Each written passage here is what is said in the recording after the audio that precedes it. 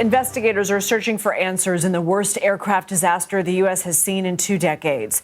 Crews returned to the Potomac River Friday in search of remains. 67 people are presumed dead after an American Airlines jet and an Army Black Hawk helicopter collided Wednesday night.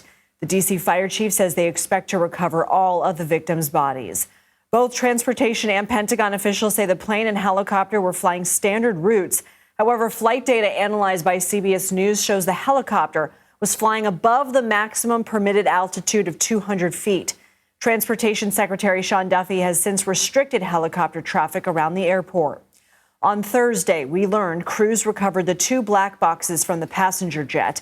Investigators revealed Friday they've also found the single black box for the Army helicopter. It is safely at the NTSB headquarters.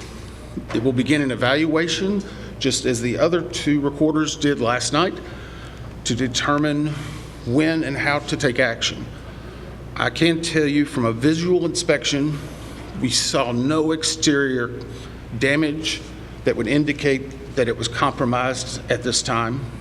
So we have a high level of confidence that we will be able to have a full extraction from that as well. We are also beginning to hear from the families of some of the victims, including the father of Army Staff Sergeant Ryan O'Hara, the crew chief of the Army Black Hawk helicopter.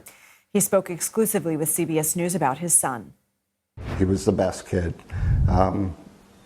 He just loved life, always inquisitive.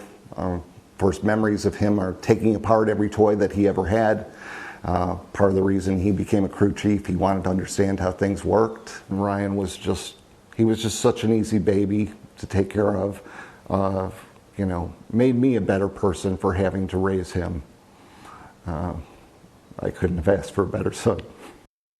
CBS News correspondent Skyler Henry joins us now from Reagan National Airport in Arlington, Virginia. Skyler, what did we learn from the NTSB's update and how much progress has been made in these recovery efforts?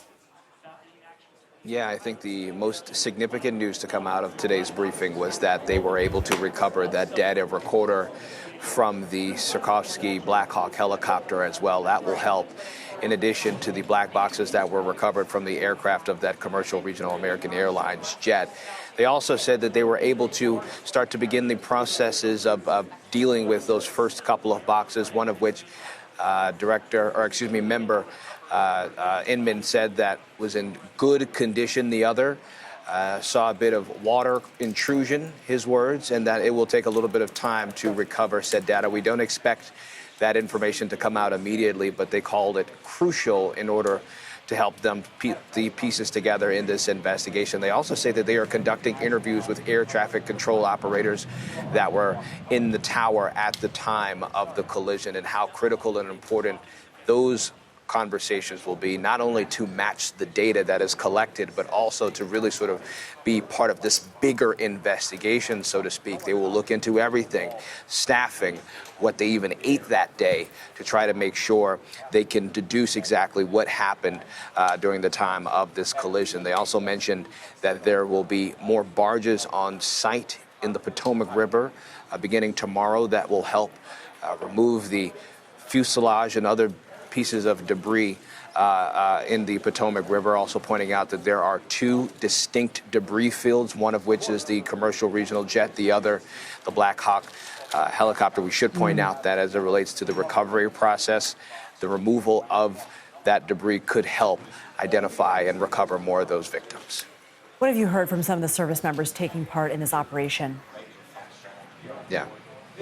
Yeah, we heard from the Coast Guard, one of the captains, Patrick Burkus, who said that there is really a team effort as it relates to putting all of the resources on the ground to try to help with this recovery process. Take a listen. We put all available Coast Guard resources to bear on this response.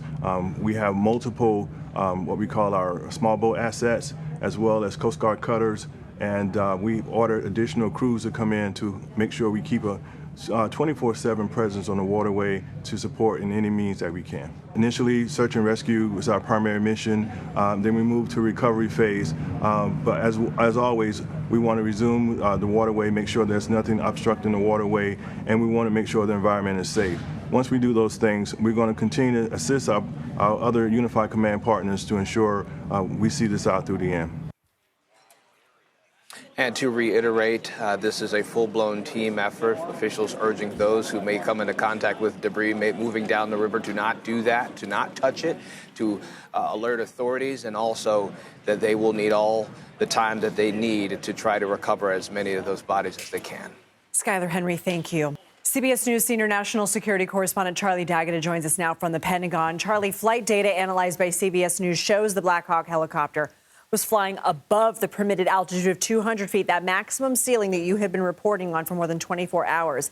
In fact, flying more than double that. Can you explain why the ceiling is 200 feet, and do we know why the helicopter was flying at that particular altitude? Right. So first of all, let's explain, Lindsay, why that ceiling is there at 200 feet, specifically on those routes closest to the airport along the Potomac.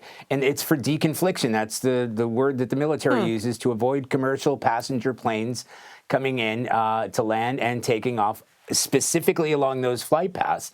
And anybody who's spent time here in the D.C. area knows that it's not uncommon to see Black Hawk helicopters flying low levels over the river. Why this helicopter was over that ceiling is obviously a critical part of the investigation. An Army official I spoke with today said that we should treat that with caution at the moment. There are wind and weather considerations. We don't know yet whether the crew is instructed to take that specific corridor or that altitude, not only in terms of the course, but the elevation. But we have to point out, both the president and the defense secretary have pointed to the altitude of that chopper as the main contributing factor. But at this point, for others and investigators, it would be speculation if we were to suggest it was either the fault of the pilots or lack of a clear communication from the control tower. It's good news that they got those black boxes. We'll be able to hear about the communication between the pilots, and then also speaking to the control tower itself, because they'll have a better idea of why that helicopter was where it was when this collision happened. The Pentagon has also released more information about the Black Hawk crew, and you also know about their mission. What can you tell us? Yeah, so they released the names of two of the members. They've been named as 28-year-old Staff Sergeant Ryan Austin of Lilburn, Georgia, and 38-year-old Chief Warrant Officer Andrew Lloyd Eves of Great Mills, Maryland. O'Hara leaves behind a wife and a one-year-old son. As you said, we profiled, or our colleague, Mark Strassman, profiled him. His father, Eves, was also a father. O'Hara has been listed as presumed deceased, pending positive identification. This is the way the military stresses it. Eves is listed as duty status, whereabouts unknown, essentially because it has to do with recovery efforts that are continuing at the site of that Black Hawk debris. The Army is withholding the name of the other crew member. It's a female co-pilot at the request of the woman's family. They're described as very experienced. One of them had 1,000 flight hours, the other 500, which is significant for helicopter pilots. Now, in terms of the training, what they were doing there, yesterday, the Defense Secretary, Pete Hegseth, said the training mission, more accurately described as an assessment exercise, had to do with the continuity of government. Those are the words that he used. We looked into that, and that's where helicopter crews prepare to evacuate high-ranking members of the government. You know where we are, right here in the Pentagon. We got the White House. We've got Capitol Hill in case of a catastrophic event or an attack. So this is a yearly assessment. We keep hearing the word routine. This is a routine mission. Happens all the time. Explain to me they have these tests in exactly these congested airspace, approaching planes in the dark, at night, to train in real-world scenario to ensure that they're ready if they're called upon. The other thing I have to point out is these exercises have been going on one way or another since like 9/11. A former Black Hawk pilot that I spoke to yesterday, he said he flew these missions on exactly those same routes in exactly those same helicopters under exactly those same conditions, and that was back in 2002, 2003. So they're clearly going to have to review it. As you said, the FAA has said those helicopter missions can't continue for now, so they've been suspended. They're going to have to rethink their tactics. Charlie D'Agata, thank you. Thank you.